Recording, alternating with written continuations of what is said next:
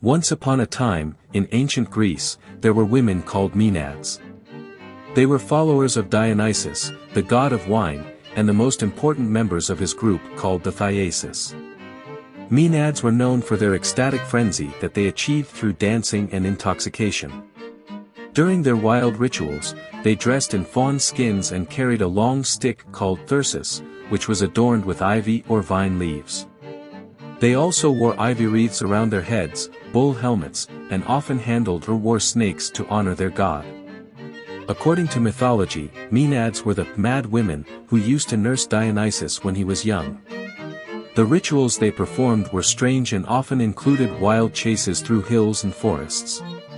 In Macedon, they were referred to as Mimalones and Clodones and were associated with a Dionysios Sudnor, who once defeated an invading enemy. In Euripides' play, the Bacchae, Maenads played a crucial role when they murdered King Pentheus, who had earlier banned the worship of Dionysus. Dionysus lured Pentheus to the woods where the Maenads tore him apart. Another group of Maenads killed Orpheus, the mourning musician, when he refused to entertain them. Greek art depicted Maenads frequently with Dionysus, often running in forests and tearing animals apart. The term Maenad has widened to include various women, from mythological, historical to supernatural ones associated with Dionysus and his worship. Once in ancient Greece, there was a group of worshippers devoted to the god of wine, Dionysus. These worshippers, called Bacchantes, held cultist rites in order to commune with the god and reach a state of enthusiasmus.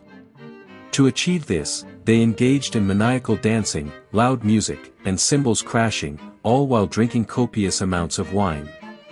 The climax of their rites was a frenzy of strength and madness, where they would uproot trees, tear bulls apart with their bare hands, and even consume raw flesh. To the Bacchantes, this sacrament was similar to communion, allowing them to assume the strength and character of their god. They believed that by consuming his body and blood, they too would become possessed by Dionysus. While these rites were seen as scandalous and dangerous to many outsiders, the Bacchantes cherished them as spiritual experiences that allowed them to glimpse eternity. One year, a group of travelers stumbled upon the Bacchantes festival.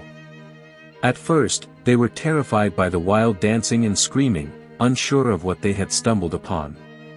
However, as they watched the Bacchantes perform feats of strength and madness, they became entranced by the energy of the spectacle. As the night wore on and the revelers consumed more wine, the travelers found themselves swept up in the frenzy as well. By the end of the festival, the travelers felt as though they had truly experienced something profound and spiritual.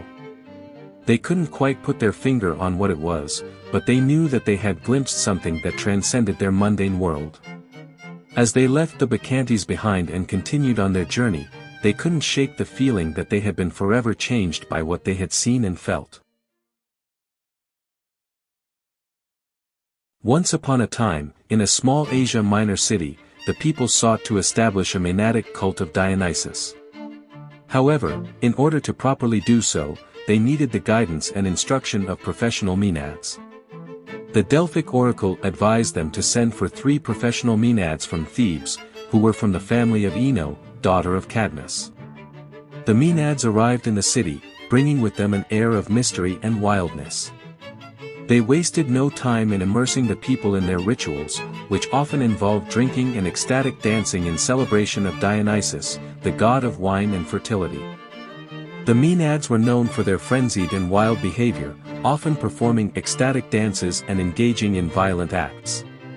They were associated with nature and the wilderness and dressed in animal skins and carried the thyrsus, a staff adorned with ivy leaves and topped with a pine cone.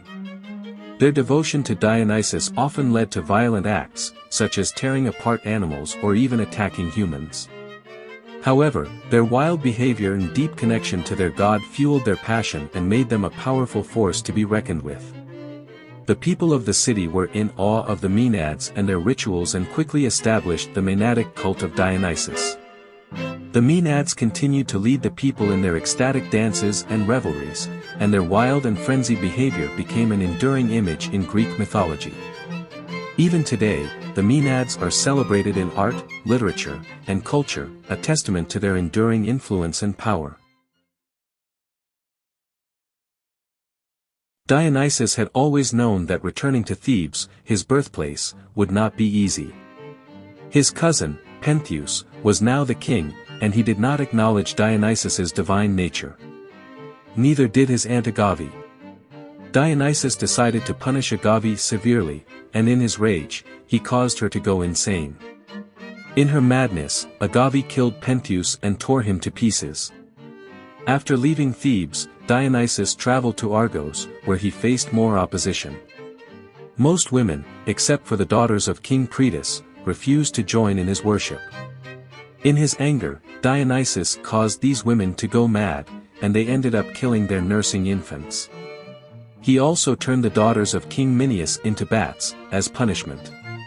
Despite his cruel nature, Dionysus was also known for his ability to bring things back to life. He would often tear kids into pieces and then bring them back to life as a child. He was called the Raging One and the Mad One, which were common traits among his followers, the Maenads. During one of his frenzies, the Thyades, his entranced followers, lost their way and ended up in a city near Delphi. They were exhausted and fell into a deep sleep in the marketplace. However, the women of the city formed a protective ring around them, and when they awoke, they were unharmed and able to return home safely, thanks to the women's help. On another occasion, the Thyades were snowed in on Parnassos, and a rescue party was sent to save them. However, the men who were sent on the mission had their clothing frozen solid due to the extreme weather conditions.